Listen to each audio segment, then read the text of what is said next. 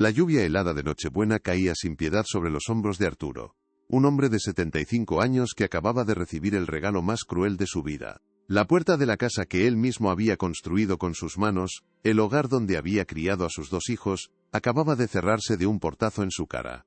Desde dentro, llegaba el eco de risas y el tintineo de copas brindando. Fuera, solo quedaba el frío, el abandono y el sonido sordo de un corazón que se partía en 1000 pedazos. Aquella madera, que un día representó con acento agudo la seguridad y el amor familiar, era ahora una barrera infranqueable, tan fría e insensible como los corazones de quienes se encontraban al otro lado. Antes de continuar con esta historia que te va a emocionar hasta las lágrimas, no olvides dar like, dejar un comentario y suscribirte al canal. Cuéntanos de qué país nos acompañas, pues estas historias son para todos los que saben lo que significa el amor verdadero y el valor de la familia. Todo había comenzado durante la cena. La mesa estaba puesta, no con el esmero y el cariño de una familia unida, sino con la tensión palpable de una obligación incómoda. Arturo, con su jersey gastado y su sonrisa cansada, intentaba iniciar conversaciones, recordar navidades pasadas, cuando su amada esposa, Elena, todavía vivía y llenaba cada rincón con su alegría. Recordaba el aroma a canela y pino, las risas infantiles de sus hijos desenvolviendo regalos con torpeza, y el calor de la chimenea que parecía abrazar a toda la familia en una promesa de felicidad eterna. Pero aquellos recuerdos ya no encontraban refugio en los corazones de sus hijos. Marcos, el mayor, un hombre de negocios resentido por sus propios fracasos, intercambiaba miradas impacientes con su esposa, Vanessa. Ricardo, el más joven, siempre a la sombra de su hermano, apenas levantaba la vista de su móvil, ajeno al esfuerzo de su padre por recrear una conexión que hacía mucho tiempo se había roto. El silencio entre bocado y bocado era más ruidoso que cualquier discusión, un vacío lleno de reproches no dichos, y de una indiferencia que dolía más que un insulto.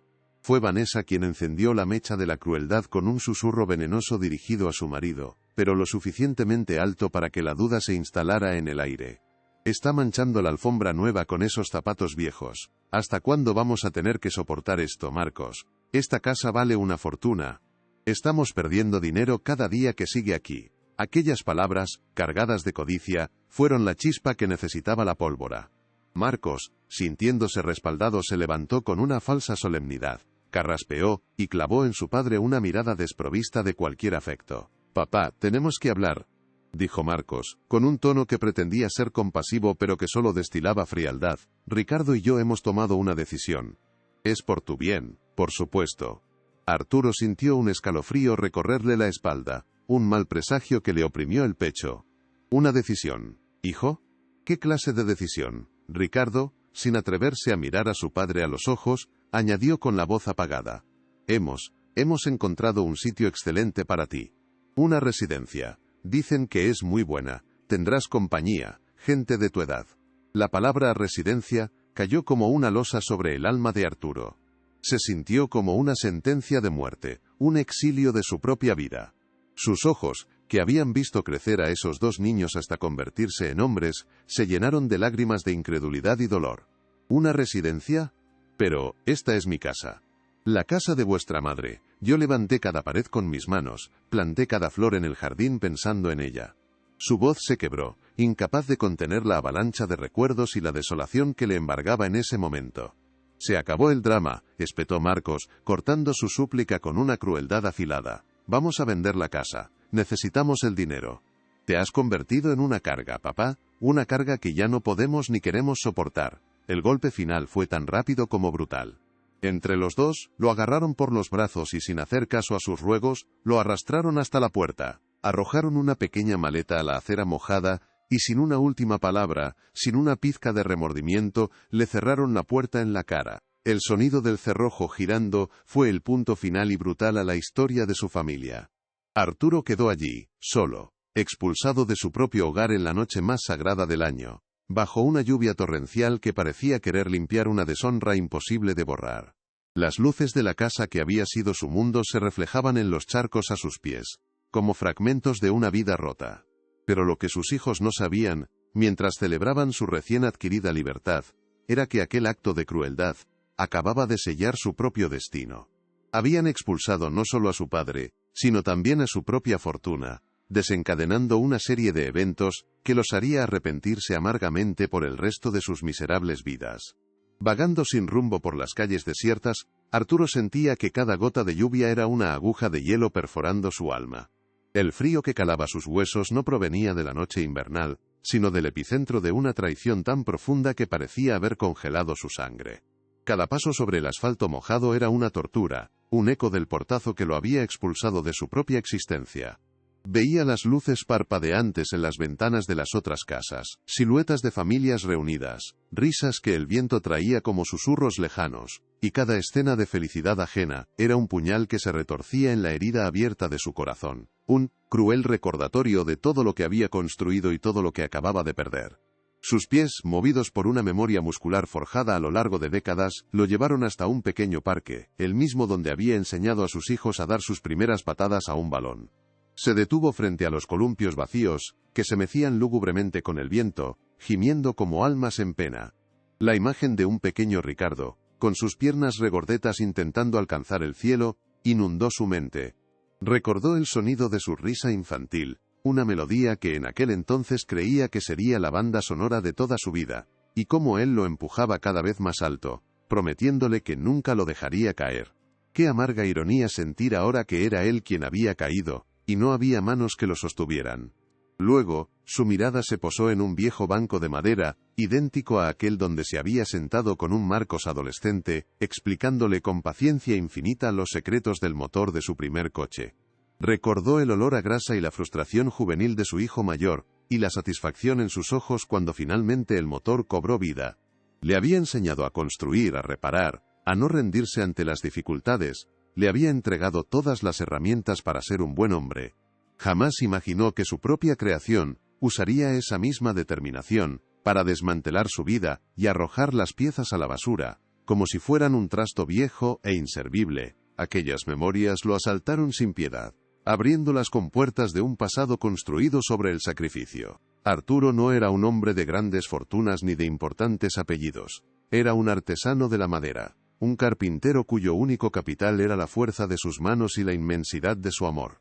Su taller, impregnado del aroma a pino y a barniz, había sido el santuario donde los sueños para sus hijos tomaban forma. Él y su amada Elena habían compartido un pacto silencioso. Trabajarían hasta el agotamiento para que a Marcos y a Ricardo no les faltara nada, para que tuvieran las oportunidades que ellos nunca tuvieron. El sol salía y se ponía marcando el ritmo de su esfuerzo. Sus manos, que ahora temblaban por el frío y la edad, habían sido herramientas incansables, cubiertas de callos y astillas. Manos que habían lijado, cortado y ensamblado miles de muebles, para poder pagar libros, ropa y matrículas. Cada crujido de su espalda al final del día era una nota en la sinfonía de su devoción. No lo hacía por obligación, sino por un amor tan incondicional que convertía el agotamiento en un privilegio, el dolor en un testimonio de su entrega absoluta como padre. Recordó con una claridad dolorosa el día en que vendió su viejo coche, su único lujo, una reliquia que había heredado de su propio padre. Lo hizo sin dudarlo un segundo para poder pagar la matrícula de la Universidad de Marcos, que soñaba con ser un hombre de negocios. Vio el brillo en los ojos de su hijo al ser aceptado, y sintió que cada pieza de metal y cada recuerdo que se iban con aquel coche habían sido una inversión en un futuro brillante. Un futuro que ahora lo excluía, un futuro construido sobre los cimientos de su renuncia. ¿Y cómo olvidar el día de la graduación de Marcos? El orgullo le hinchaba el pecho hasta el punto de dolerle, viendo a su hijo con la toga y el birrete, un título en la mano que representaba años de su propio sudor. Elena lloraba a su lado, lágrimas de pura felicidad. En ese momento, Arturo sintió que todo había valido la pena. Aquella inversión de amor, sin embargo, se había agriado con el tiempo, transformándose en el arma afilada que ahora lo desangraba, demostrándole que el conocimiento no siempre va de la mano de la sabiduría, ni de la gratitud. Luego vino el turno de Ricardo, el soñador, el artista. Para ayudarlo a dar la entrada de su primer apartamento y que pudiera empezar su vida con su pareja, Arturo y Elena vaciaron la cuenta de ahorros que habían guardado con celo durante más de 20 años. Eran los ahorros para su propia vejez, para un viaje que siempre soñaron hacer juntos, para tener un colchón ante cualquier imprevisto. Pero los sueños de sus hijos siempre fueron más urgentes, más importantes que los suyos propios. Se dijeron que su recompensa era verlos felices y establecidos. Las noches en vela no solo eran por el trabajo, Eran también por la preocupación, noches enteras junto a la cama de un Ricardo enfermo de niño, con paños de agua fría en la frente, noches de angustia esperando a un Marcos adolescente que llegaba tarde. Noches calculando cómo estirar el dinero hasta fin de mes sin que ellos notaran ninguna carencia. Les había dado su tiempo, su energía, su paz mental, y lo había hecho con la certeza de que estaba tejiendo una red de amor familiar que sería indestructible. La prueba más dura llegó con la enfermedad de Elena. El cáncer se la llevó lentamente, y durante ese tiempo doloroso, Arturo se multiplicó. Trabajaba en el taller durante el día y se convertía en enfermero por la noche. Cuidó de ella con una ternura infinita, mientras seguía siendo el pilar para sus hijos, ya adultos pero todavía dependientes de su fortaleza. Les ocultó la gravedad de la situación para no preocuparlos, cargando con el peso del miedo y el dolor en solitario. Para costear un tratamiento experimental que prometía una última esperanza, Arturo vendió en secreto las pocas joyas que Elena había heredado de su madre. Cada anillo, cada pendiente era un fragmento de la historia de su amor, y desprenderse de ellos fue como arrancarse pedazos del alma. Lo hizo con la esperanza de comprarle a su esposa un poco más de tiempo. El tratamiento no funcionó, y Elena se fue, dejándolo con un vacío inmenso y unos recuerdos que ahora pesaban como plomo. Tras la muerte de su esposa, su mundo se encogió hasta reducirse a las 4 paredes de esa casa y a las visitas de sus hijos. Ellos eran todo lo que le quedaba, el último refugio de su amor, la única razón para seguir adelante. Se aferró a ellos con la esperanza de que el amor que había sembrado durante toda una vida, floreciera ahora para consolar su soledad. Esperaba que ellos llenaran, aunque fuera un poco, el silencio que Elena había dejado. Pero algo había cambiado en ellos. El éxito, que él mismo les había facilitado, los había vuelto extraños, distantes. Las visitas se hicieron más cortas, las llamadas más escasas. Sus conversaciones ya no eran sobre sueños y recuerdos, sino sobre inversiones, propiedades y un estilo de vida en el que su viejo padre carpintero parecía no encajar. Empezó a sentirse como una pieza de un pasado que ellos querían olvidar, un recordatorio de unos orígenes humildes que ahora les avergonzaban. Fueron sus nueras, Vanessa y Joana, las que avivaron el fuego de la ingratitud. Mujeres ambiciosas y materialistas que veían a Arturo no como el patriarca de la familia, sino como un obstáculo. Susurraban veneno en los oídos de sus maridos, comparando la modesta casa de su suegro con las mansiones de los padres de sus amigas. Le hicieron creer a Marcos y a Ricardo que su padre era una carga, un ancla que les impedía navegar hacia las aguas de la opulencia. Empezó a notar su desdén en pequeños gestos. En las miradas de impaciencia cuando contaba por enésima vez una de sus viejas historias. En la forma en que criticaban su ropa gastada o sus costumbres sencillas. Se convirtió en una obligación de domingo, un trámite incómodo que debían cumplir antes de volver a sus vidas ajetreadas y supuestamente importantes. El hombre que les había dado todo, se había convertido en un estorbo. La casa, el hogar que había construido con amor para albergar a su familia, se convirtió en el epicentro de su codicia. Dejaron de ver las marcas en el marco de la puerta donde medían su altura de niños. Olvidaron el aroma de las tartas de Elena que impregnaba la cocina. Solo veían metros cuadrados, una ubicación privilegiada y un signo de euro. La casa dejó de ser un hogar para convertirse en un activo inmobiliario que necesitaban liquidar. Arturo les había dado raíces para que crecieran fuertes y alas para que volaran alto. Pero ellos solo usaron esas alas para alejarse de él, y ahora querían talar el árbol que les había dado la vida para vender su madera. El amor incondicional que habían recibido se había topado con un egoísmo tan frío y afilado como el viento de aquella noche de diciembre. Su sacrificio no había generado gratitud sino un monstruoso sentido del merecimiento. Todos estos recuerdos se agolpaban en su mente mientras el agua helada lo empapaba hasta los huesos, sentado en aquel banco del parque.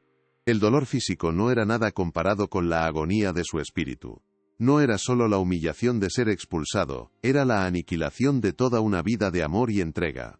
Era la constatación brutal de que para sus propios hijos, él no valía nada. Su valor se medía en el precio de una casa. Se sentía completamente vacío, un cascarón hueco despojado de todo propósito.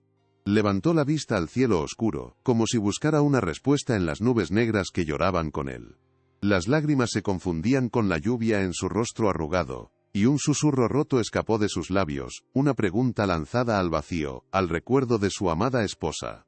Elena, mi vida, ¿en qué me equivoqué? ¿Dónde fallé con nuestros muchachos? El silencio fue su única respuesta.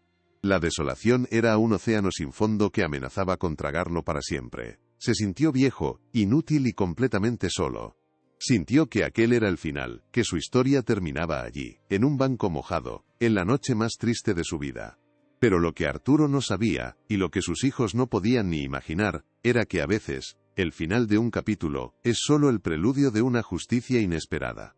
En el abismo más profundo de su desesperación, una chispa de un recuerdo olvidado, una promesa, hecha a sí mismo muchos años atrás, comenzaba a brillar débilmente, esperando el momento de convertirse en un incendio. Con los dedos entumecidos por el frío y el alma hecha jirones, Arturo se hurgó en el bolsillo interior de su chaqueta empapada, buscando el único consuelo que le quedaba en el mundo, la vieja y gastada cartera que contenía una fotografía descolorida de Elena. Necesitaba ver su sonrisa, aunque fuera en un trozo de papel, para recordar que alguna vez hubo calor y amor en su vida. Sus dedos, torpes y temblorosos, apenas lograban abrir el cuero mojado.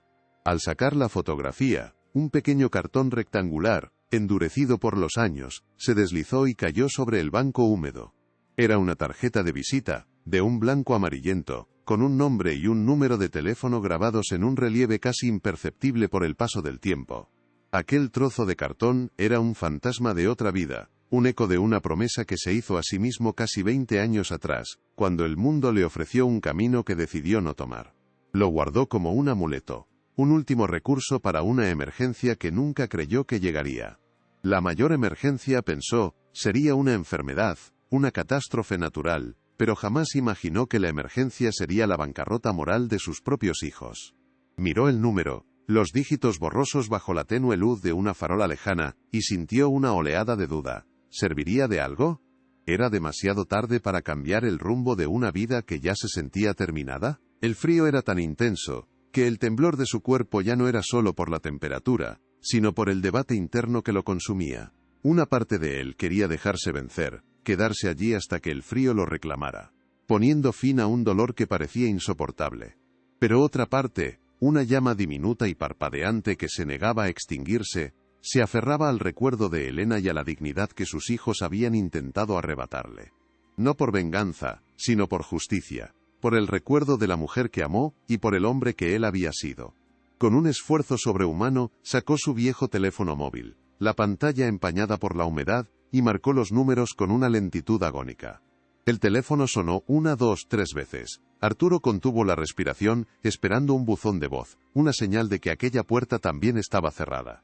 Pero entonces, una voz clara, profesional y femenina, rompió el silencio de la noche.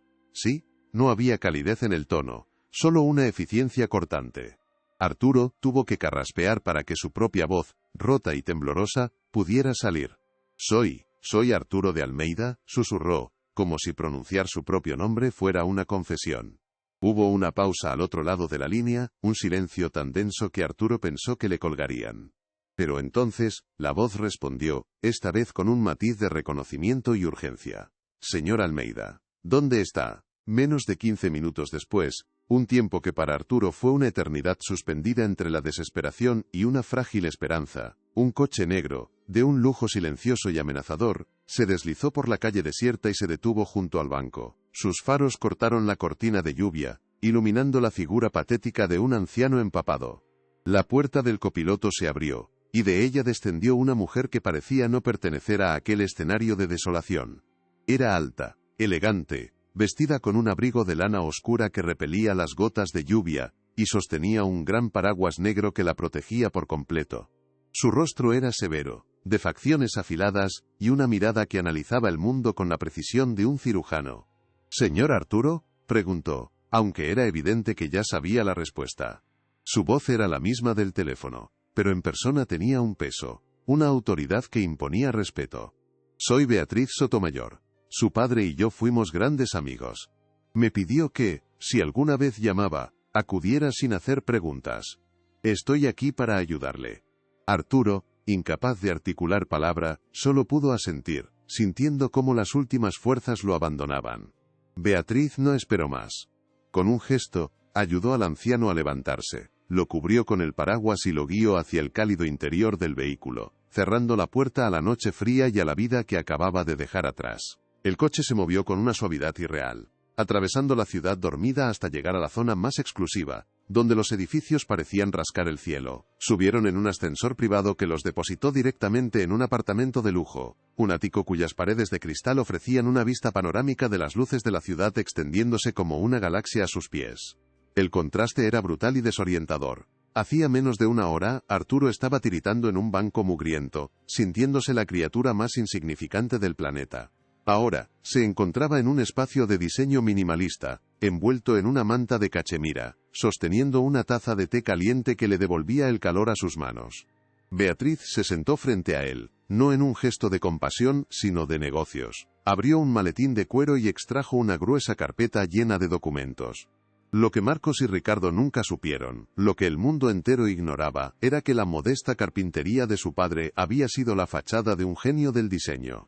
Arturo no era un simple artesano, era un creador visionario cuyos diseños de muebles patentados décadas atrás bajo un seudónimo, se vendían en las tiendas más exclusivas del mundo. Hacía casi 20 años, había vendido su marca y todas sus patentes a una multinacional suiza por una suma que sus hijos, en sus más salvajes sueños de codicia, jamás podrían haber concebido. Arturo, comenzó Beatriz con su tono profesional. Según las instrucciones que me dejó, he gestionado su cartera de inversiones de forma agresiva pero segura. Su patrimonio no ha hecho más que crecer exponencialmente. Las acciones, los bienes inmuebles, los fondos de inversión. Pasaba las páginas, mostrando gráficos y cifras, con tantos ceros que a Arturo le mareaban. Él no había querido saber los detalles durante años, pidiendo solo que el dinero creciera, que estuviera ahí, latente, como un secreto guardado bajo 7 llaves. Había tomado una decisión consciente de vivir una vida sencilla, no por necesidad, sino como una prueba. Quería que sus hijos lo quisieran por ser su padre, no por ser una cuenta bancaria andante. Quería ver si el amor incondicional que él les había profesado, había echado raíces en sus almas. Deseaba con todas sus fuerzas que, en su vejez, lo cuidaran por gratitud, por afecto, por el simple y puro vínculo familiar. Les había dado todo lo necesario para que tuvieran éxito por sí mismos, esperando que ese éxito los hiciera mejores personas, no monstruos vacíos de empatía. Aquella noche de Nochebuena, su largo y doloroso experimento sociológico había llegado a su fin. Y sus hijos habían fracasado de la manera más espectacular y cruel posible. Arturo escuchaba a Beatriz detallar su inmensa fortuna, pero no veía los números en los papeles. En su mente, solo veía los rostros de Marcos y Ricardo, sus miradas frías, sus palabras como cuchillos. Vio la codicia en los ojos de Vanessa, y la indiferencia en los de Ricardo. Revivió el empujón, el portazo, el sonido del cerrojo sellando su exilio. La tristeza que lo había ahogado en el parque, comenzó a transformarse, a solidificarse. El dolor no desapareció, sino que se cristalizó en una nueva forma, una determinación fría, afilada y absolutamente inquebrantable.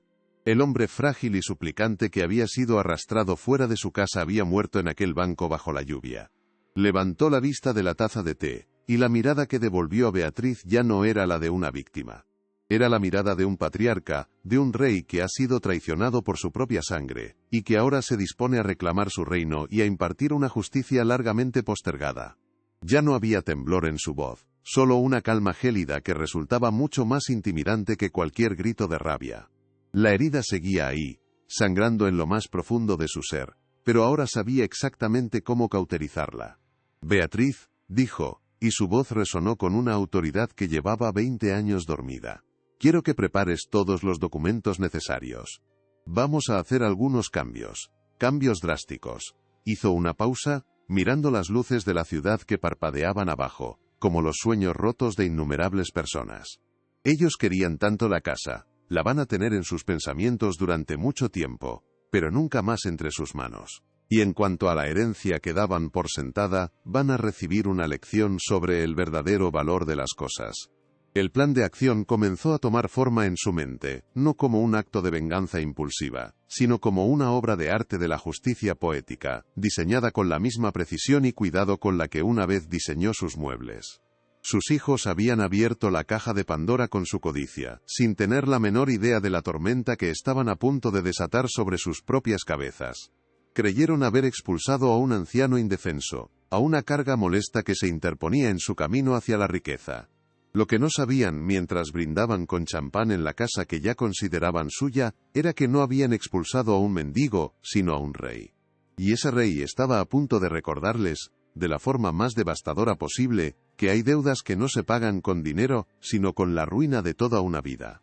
La noche más oscura de Arturo estaba terminando, pero para sus hijos, la verdadera oscuridad apenas comenzaba a cernirse sobre ellos, implacable y definitiva. Los 2 días siguientes transcurrieron en una nube de euforia egoísta para Marcos y Ricardo. Liberados de lo que consideraban el ancla de su progreso, se entregaron por completo a la planificación de su nuevo y brillante futuro. El fantasma de su padre, arrojado a la intemperie en Nochebuena, no visitó sus pensamientos ni una sola vez. No hubo una pizca de curiosidad sobre su paradero, ni un atisbo de remordimiento sobre su bienestar. Para ellos, Arturo había dejado de existir en el momento en que el cerrojo de la puerta giró, convirtiéndose en un recuerdo incómodo que el torrente de dinero pronto lavaría por completo. En la casa que ya sentían como suya, el champán fluía con la misma facilidad que sus sueños de opulencia. Vanessa, con los ojos brillantes de codicia, pasaba horas en Internet, navegando por catálogos de cruceros de lujo por el Mediterráneo y villas de alquiler en la Toscana. Johanna, la esposa de Ricardo, ya había hecho una prueba de conducción de un deportivo alemán, saboreando la envidia en los ojos de sus amigas. Hablaban de la venta de la casa, no como una posibilidad, sino como un hecho consumado, discutiendo sobre tasaciones y regateando por un botín que aún no poseían, ciegos a la ironía de celebrar su futura riqueza en el mismo salón donde habían sentenciado a su padre al abandono. Marcos, en su papel de hermano mayor y líder de la operación, ya había contactado con varias agencias inmobiliarias de alto nivel, inflando el pecho al describir la propiedad de primera categoría que estaba a punto de poner en el mercado. Se veía a sí mismo como un astuto hombre de negocios, cerrando el trato de su vida, sin darse cuenta de que el verdadero negocio se había cerrado a sus espaldas, y él no era más que un peón en un juego cuyas reglas desconocía por completo. Su arrogancia era un castillo de naipes, construido sobre un terreno que estaba a punto de temblar hasta los cimientos. La mañana del 26 de diciembre, mientras apuraban los restos del festín navideño, el timbre de la puerta sonó con una solemnidad que no encajaba con el ambiente de celebración. No era el agente inmobiliario que esperaban. En el umbral se encontraba un mensajero con uniforme oficial, portando un sobre grande y rígido, con el membrete de uno de los bufetes de abogados más prestigiosos y temidos de la ciudad. El sobre no estaba dirigido a uno de ellos sino a ambos, a la atención de los señores Marcos y Ricardo de Almeida. La formalidad del tratamiento ya era una nota discordante en su sinfonía de triunfo. Con una extraña mezcla de curiosidad y un malestar incipiente, Marcos rasgó el sobre. Dentro no había una felicitación sino una citación formal. Las palabras, impresas en un lenguaje legal frío e impersonal, les combinaban a asistir a una reunión de carácter urgente e inaplazable esa misma tarde, en relación con la propiedad y la totalidad de los activos del señor Arturo de Almeida.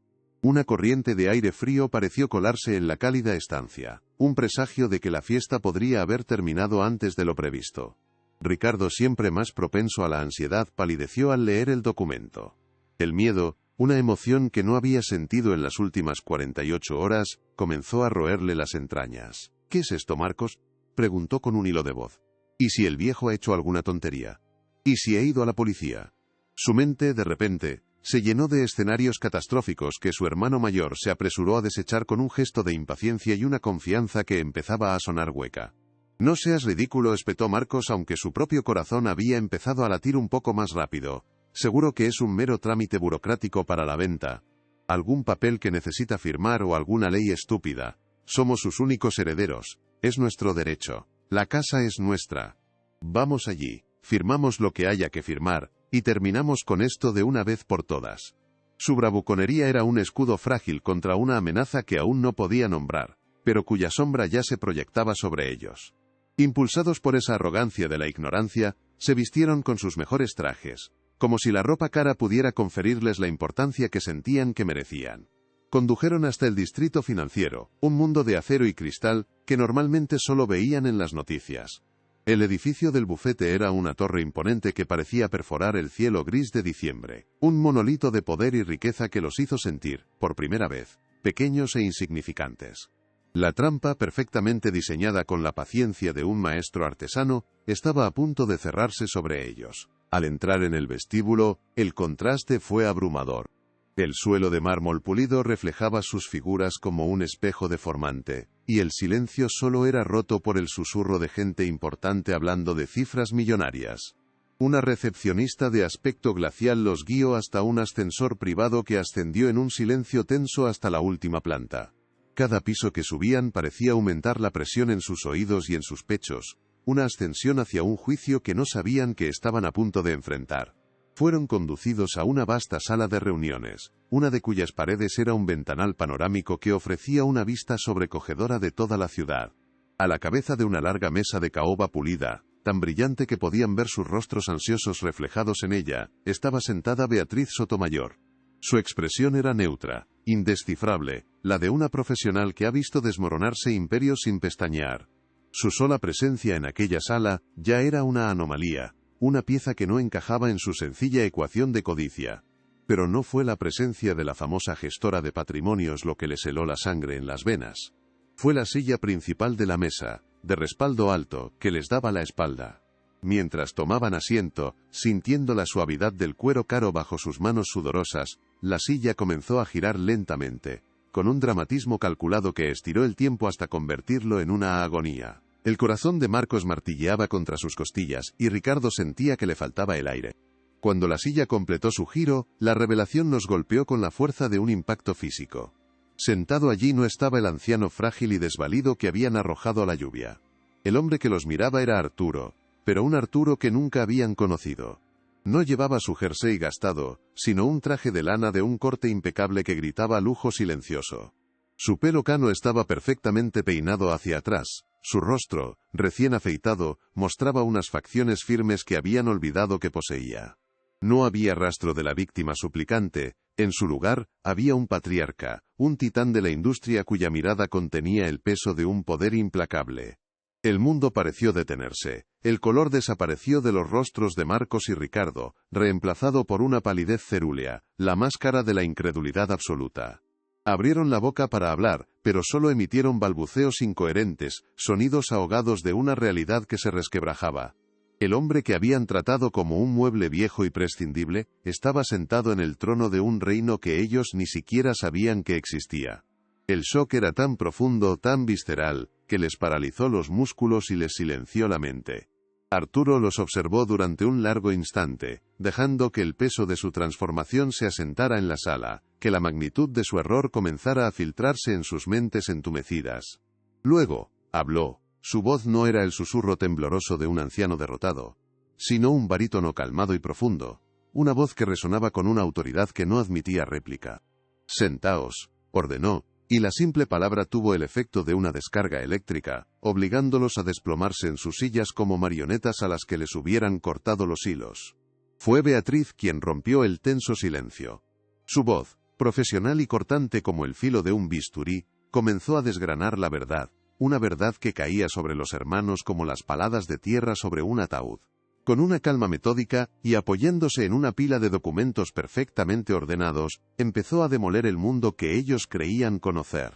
Explicó que la modesta carpintería no era más que un taller personal, un hobby que Arturo mantuvo después de vender su verdadera empresa, Almeida Designs, hacía casi 20 años. Cada palabra de Beatriz era un nuevo clavo en el féretro de sus esperanzas. Describió cómo los diseños de Arturo, bajo un seudónimo, se habían convertido en piezas de culto en el mundo del mobiliario de lujo. Detalló la venta de la marca y de todas sus patentes a un conglomerado suizo, una transacción multimillonaria que Arturo había mantenido en el más absoluto secreto. A medida que hablaba, los ojos de Marcos y Ricardo se movían frenéticamente de los documentos a su padre, su incredulidad inicial transformándose en un pánico creciente. Beatriz continuó, implacable, detallando la cartera de inversiones que había gestionado para Arturo durante 2 décadas. Habló de acciones en empresas tecnológicas, de propiedades inmobiliarias en las principales capitales europeas, de fondos de inversión diversificados. Las cifras que mencionaba eran astronómicas, conceptos abstractos que sus mentes, acostumbradas a la pequeñez de sus propias ambiciones, apenas podían procesar. La codicia que había sido el motor de sus vidas, se veía ahora ridícula, insignificante, frente a la inmensidad de la riqueza que tenían delante. Finalmente, Beatriz llegó a la última página del informe. Hizo una pausa, miró directamente a los dos hermanos, cuyos rostros eran ahora una máscara de terror y desesperación, y pronunció la sentencia final con una claridad devastadora.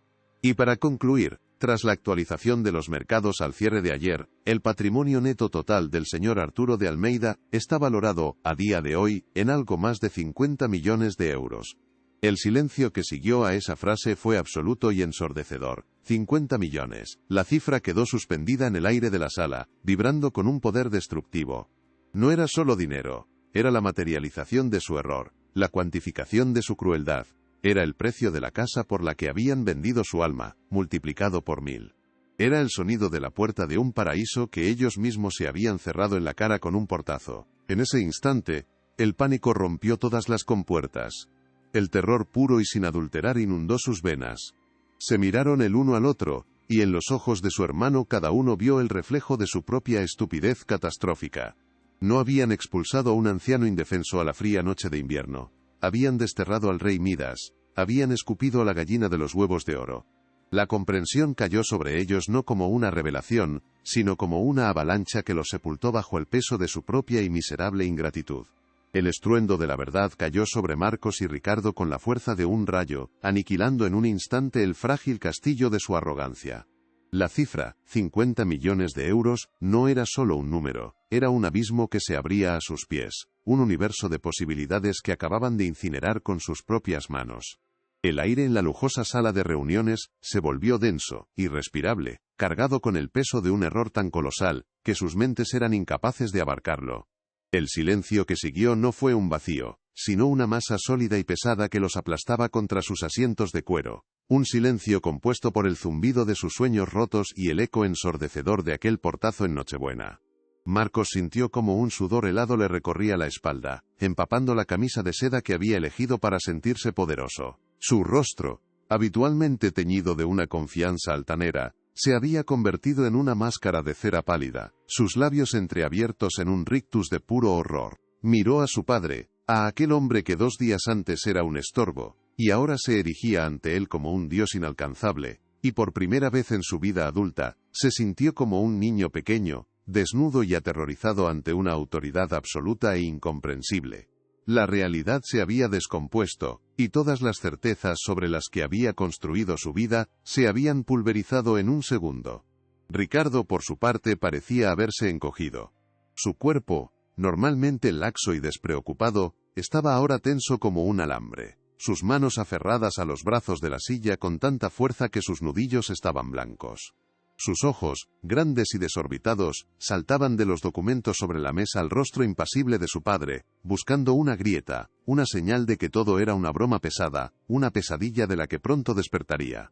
Pero la mirada de Arturo, firme y glacial, no ofrecía consuelo, solo el reflejo de su propia y catastrófica estupidez. Un sollozo seco se ahogó en su garganta, el primer sonido que rompía la quietud sepulcral de la sala. Fue él, el más débil, el primero en derrumbarse.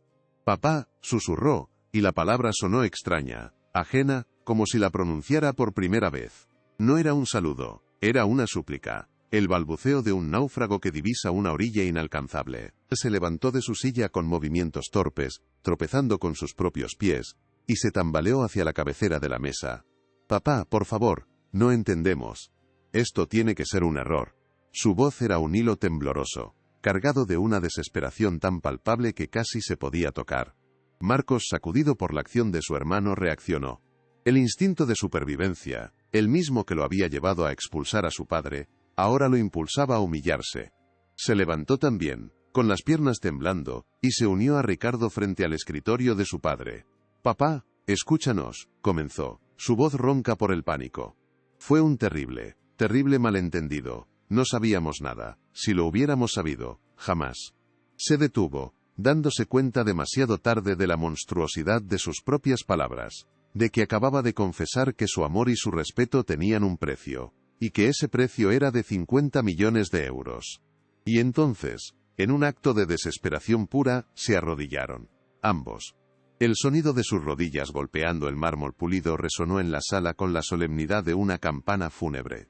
Postrados a los pies del hombre que habían despreciado, con sus trajes caros arrugándose en el suelo, ofrecieron la imagen patética de la codicia derrotada. Sus rostros, Antes llenos de soberbia, ahora estaban contraídos por el miedo, sus ojos anegados en lágrimas que no nacían del arrepentimiento, sino de la visión de una fortuna inimaginable que se les escapaba entre los dedos. «Perdónanos, papá», gimió Ricardo, aferrándose al borde de la mesa como si fuera un salvavidas. Fue Vanessa, fue Joana. Ellas nos metieron ideas en la cabeza. Nos decían que eras una carga, que la casa... Pero nosotros te queremos, papá, de verdad que te queremos. Somos tu sangre, tu familia.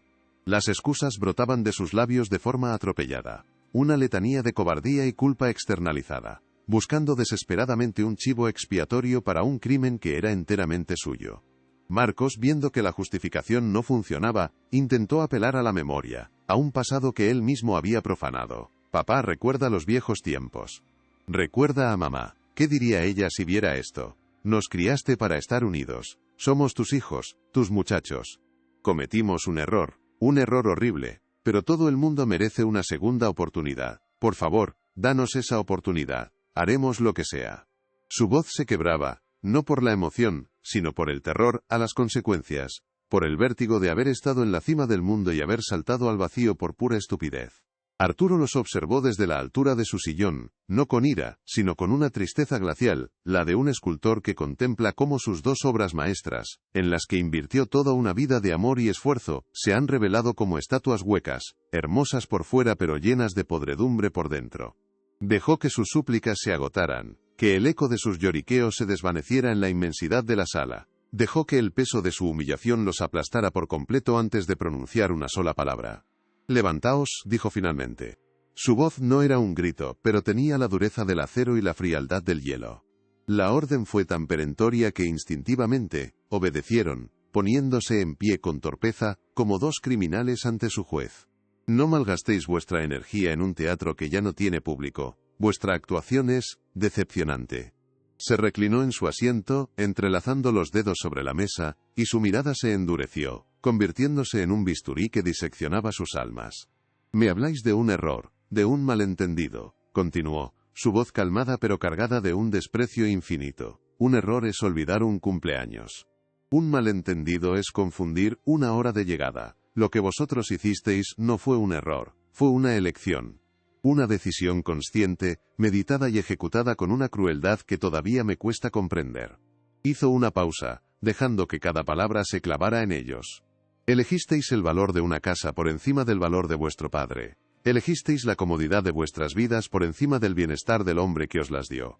Elegisteis brindar con champán mientras yo tiritaba bajo la lluvia, preguntándome en qué momento os había perdido para siempre». Su mirada se dirigió a Marcos. «Tú hablas de mamá.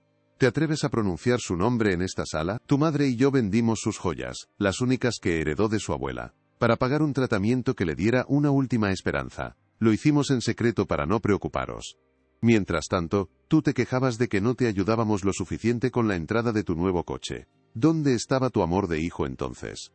Luego, sus ojos se posaron en Ricardo. «¿Y tú me hablas de sangre, de familia. Vacié la cuenta de ahorros de toda una vida, el dinero para nuestra vejez, el viaje que tu madre y yo nunca pudimos hacer, para que pudieras dar la entrada de tu apartamento.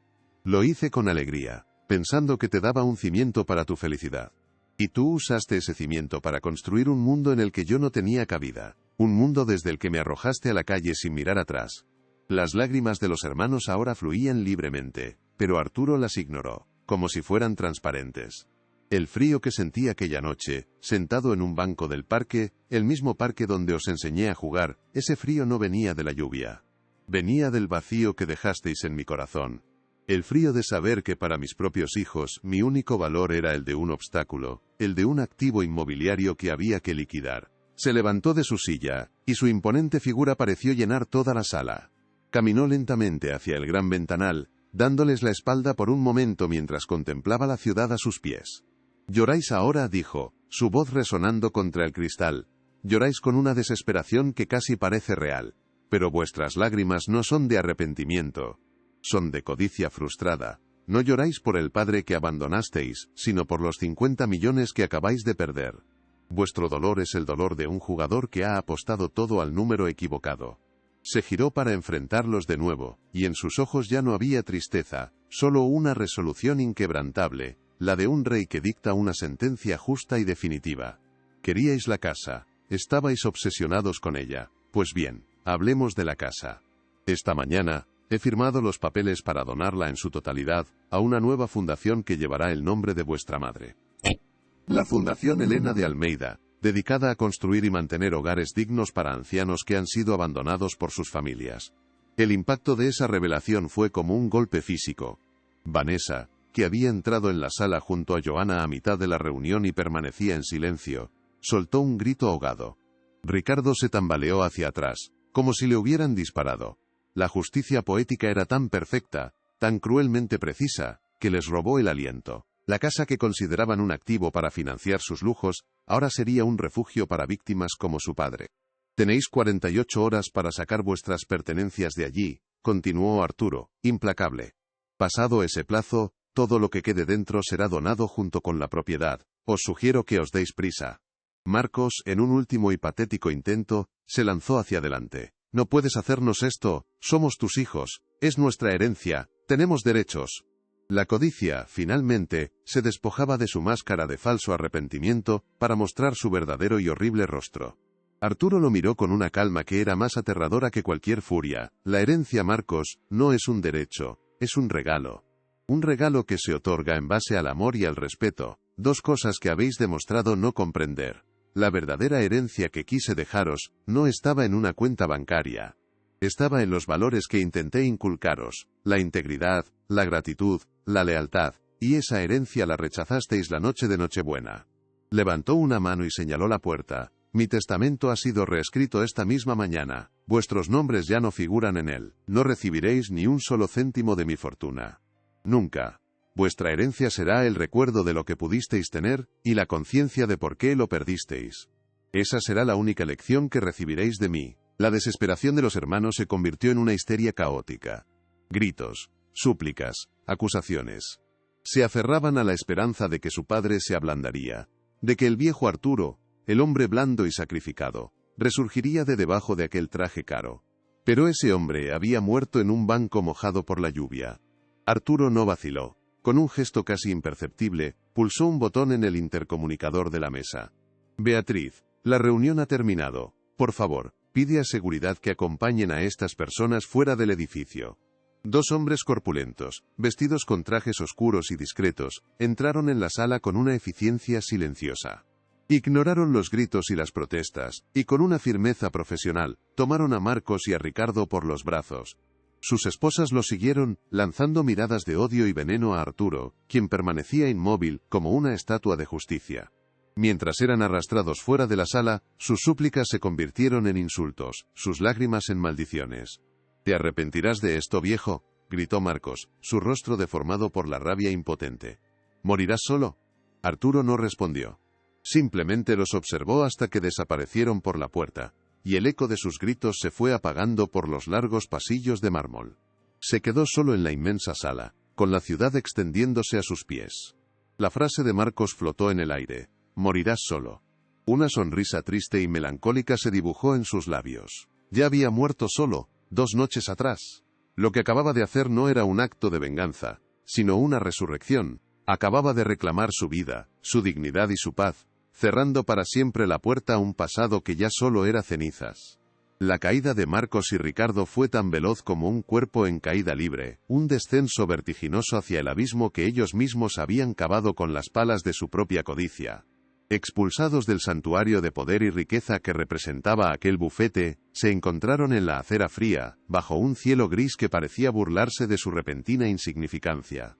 El shock inicial dio paso a una histeria virulenta, una explosión de acusaciones mutuas donde cada hermano intentaba clavar en el otro la culpa de su catástrofe. Se gritaron, se empujaron, transformando la calle en el escenario de su patética desintegración, 2 buitres peleando por un cadáver que ya no existía, sin darse cuenta de que los cadáveres eran ellos. Sus esposas, Vanessa y Johanna, que habían presenciado la sentencia final con los ojos desorbitados por el horror, no ofrecieron ni una palabra de consuelo. Sus mentes, calculadoras y frías como máquinas registradoras, ya habían procesado la nueva realidad. El billete de lotería que creían tener se había convertido en cenizas. La ira que sintieron no era por la humillación de sus maridos, sino por la aniquilación de sus propios sueños de lujo y ostentación. En el trayecto de vuelta, el silencio en el coche era más ruidoso que cualquier grito. Un silencio preñado de desprecio y de planes de divorcio que ya se estaban redactando en sus mentes.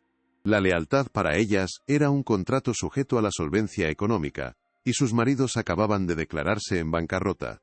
El ultimátum de 48 horas convirtió la casa, aquel objeto de deseo, en una prisión de pánico. El desalojo fue un caos de egoísmo desenfrenado. No había colaboración, solo una carrera frenética por saquear lo que quedaba. Se peleaban por los muebles, por los cuadros, por cualquier objeto que pudiera tener algún valor de reventa. La casa, que había sido testigo de tantos sacrificios de Arturo, ahora presenciaba el último acto de la farsa familiar. El reparto miserable de un botín que nunca les perteneció, entre gruñidos y reproches, como una jauría de lobos hambrientos disputándose los restos de un festín que había terminado abruptamente. Para Marcos, el castillo de naipes de su vida se derrumbó con una celeridad espectacular. El hombre de negocios que se jactaba de su visión y su astucia, se reveló como lo que siempre había sido, un farsante que vivía a crédito. Había contraído deudas considerables, pidiendo préstamos y aplazando pagos con la promesa de la inminente herencia. Cuando la noticia de su desheredación se filtró, los acreedores, como tiburones que huelen sangre, cayeron sobre él. Su pequeña empresa, construida sobre cimientos de arena, se hundió sin remedio, arrastrándolo a una espiral de ruina financiera de la que no habría escapatoria. Ricardo no corrió mejor suerte. Siempre a la sombra de su hermano, su estilo de vida era un espejismo financiado por la generosidad de su padre y las promesas de Marcos. Sin ese flujo de dinero, la realidad lo golpeó con la brutalidad de un tren de mercancías. El apartamento que su padre le había ayudado a comprar, tuvo que ser puesto en venta para pagar deudas urgentes. Las llamadas de las agencias de cobro reemplazaron a las de sus amigos, y el sueño de un futuro de despreocupación se convirtió en una pesadilla diaria de cifras en rojo y cartas de embargo. Como era de esperar, Vanessa y Johanna fueron las primeras en abandonar el barco que se hundía. Sus peticiones de divorcio llegaron no como susurros de desamor, sino como declaraciones de guerra. Exigieron todo lo que la ley les permitía, despojando a sus maridos de los últimos vestigios de su antigua vida. No hubo compasión, solo un cálculo frío para asegurar su propia supervivencia. Se llevaron los coches, las joyas que quedaban, y lo más importante, la ilusión de familia que los hermanos, en su ceguera, habían creído tener. El amor que habían despreciado en su padre era el mismo que ahora se les negaba a ellos, demostrándoles que los corazones vacíos no saben amar, solo poseer. La ruina social fue la sal en la herida abierta. Los amigos que los adulaban cuando intuían su futura riqueza, ahora les daban la espalda, cruzando de acera para no tener que saludarlos.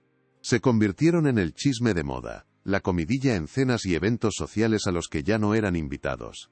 Eran el ejemplo perfecto de la arrogancia castigada, una fábula moderna sobre cómo la codicia devora a sus propios hijos. El estatus que tanto anhelaban se había evaporado, dejándolos solos y marcados por el estigma del fracaso y la ingratitud.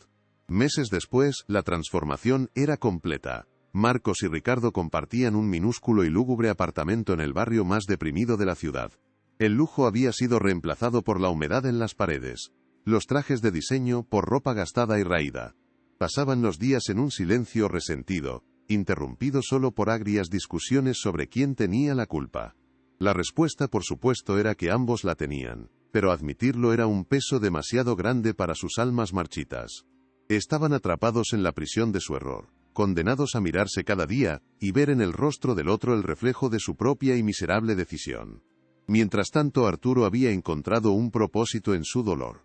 No se regodeó en la ruina de sus hijos. En su lugar, se dedicó a construir algo hermoso sobre las cenizas de su antigua familia. La Fundación Elena de Almeida nació como un homenaje al amor de su vida y como un faro de esperanza para quienes, como él, habían conocido el frío del abandono. La casa, el origen de toda la discordia, fue el primer hogar de la fundación.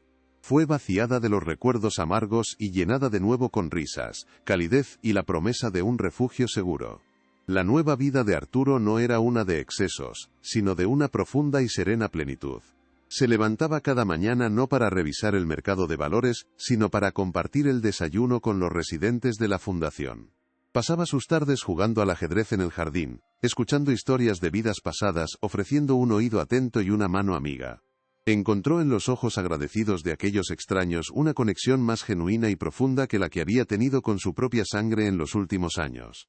Había perdido a 2 hijos, pero había ganado una familia de docenas. Descubrió que la verdadera riqueza no residía en acumular, sino en dar. Financió tratamientos médicos, organizó excursiones y talleres, y se aseguró de que cada residente se sintiera valorado, respetado y sobre todo querido.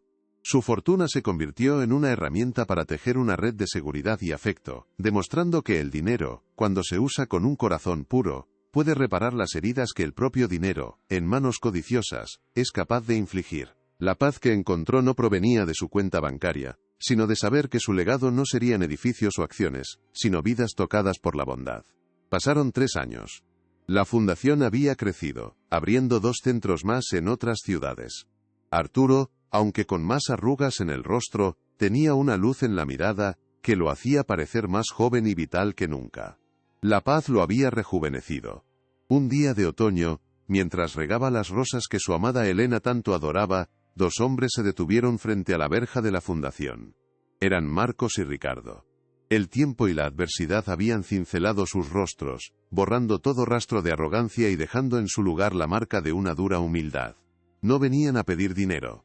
Venían con las manos callosas por trabajos manuales y la mirada baja, despojada de cualquier exigencia.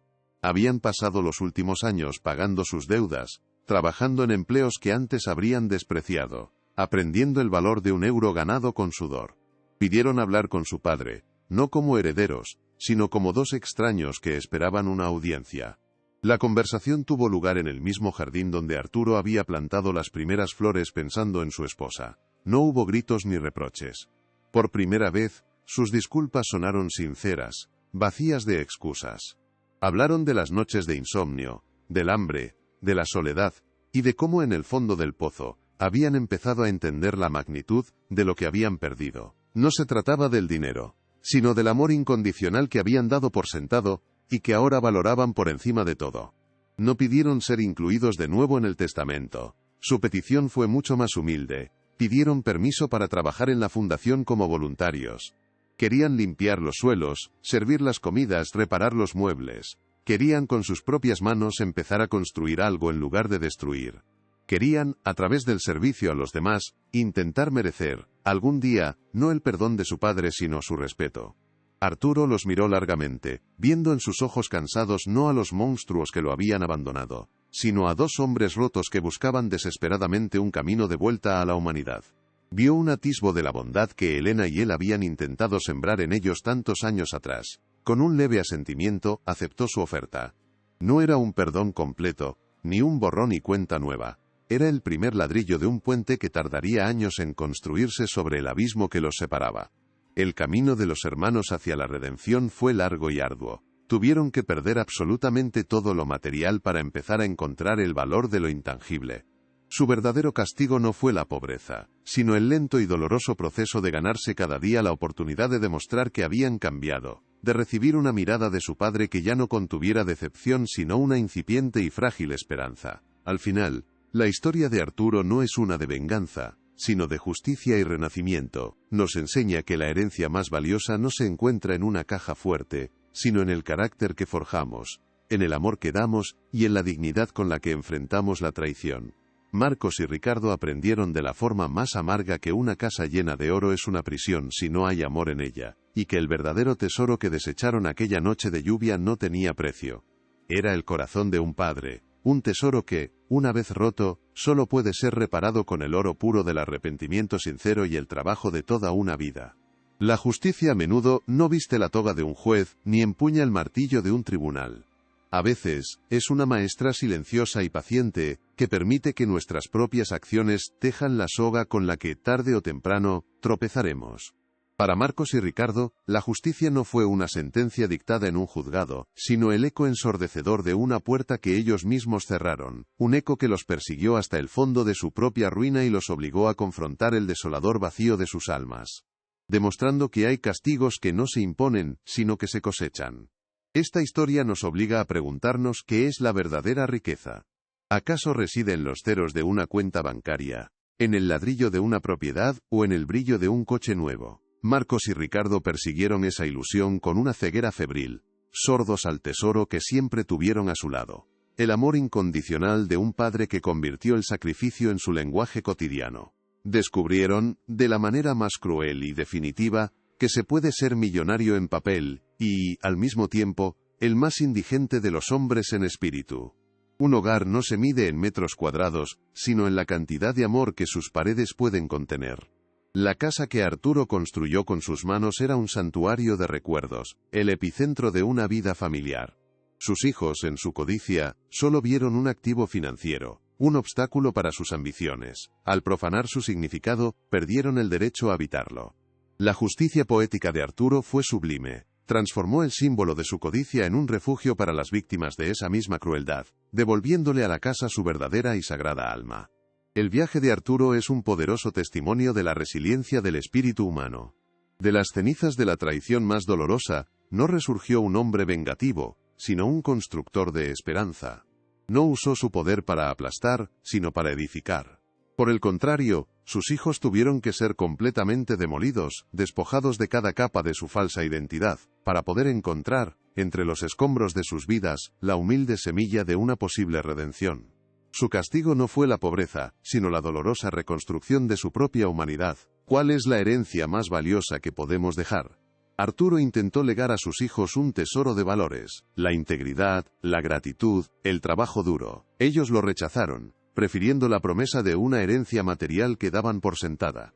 La vida les enseñó que el dinero se va, las propiedades se pierden, pero el carácter es lo único que nos sostiene cuando todo lo demás se ha derrumbado. Su petición final de trabajar como voluntarios fue el primer indicio de que, por fin, estaban listos para reclamar la verdadera herencia que habían despreciado. Y esto nos lleva a la pregunta sobre las segundas oportunidades. La decisión de Arturo de permitir que sus hijos volvieran, no a su fortuna, sino al pie de la escalera del servicio, no es un acto de debilidad, sino de una fuerza inmensa. Comprende que el perdón no es olvidar, sino abrir la puerta a la posibilidad del cambio. La redención no es un regalo que se otorga, sino un camino arduo que se recorre día a día, con cada suelo fregado, con cada comida servida, con cada gesto de humildad que reemplaza a la antigua arrogancia. La lección final es tan clara como implacable. La vida tiene una forma de equilibrar la balanza. La ingratitud es una semilla amarga que, una vez plantada, solo puede dar frutos de soledad y miseria. El amor que recibimos de nuestros padres es un préstamo sagrado, y la forma en que lo devolvemos define no solo nuestro destino, sino el valor de nuestra propia existencia. Marcos y Ricardo aprendieron que la deuda del desamor es la única que nunca prescribe y que se paga con los intereses más altos. La historia de Arturo es un espejo en el que todos deberíamos mirarnos. Nos recuerda que debemos valorar a nuestros mayores, no como reliquias de un pasado incómodo, sino como los arquitectos silenciosos de nuestro presente. Sus manos arrugadas y sus historias repetidas son el mapa de los sacrificios que nos permitieron ser quienes somos. Honrarlos no es una obligación, es el privilegio de reconocer que el amor verdadero es el único cimiento que perdura cuando todas las tormentas de la vida han pasado. Si esta historia ha tocado tu corazón, no olvides darle a me gusta y suscribirte a nuestro canal. Dinos en los comentarios, ¿crees en las segundas oportunidades? ¿Cuál ha sido la lección más importante que has aprendido con esta historia?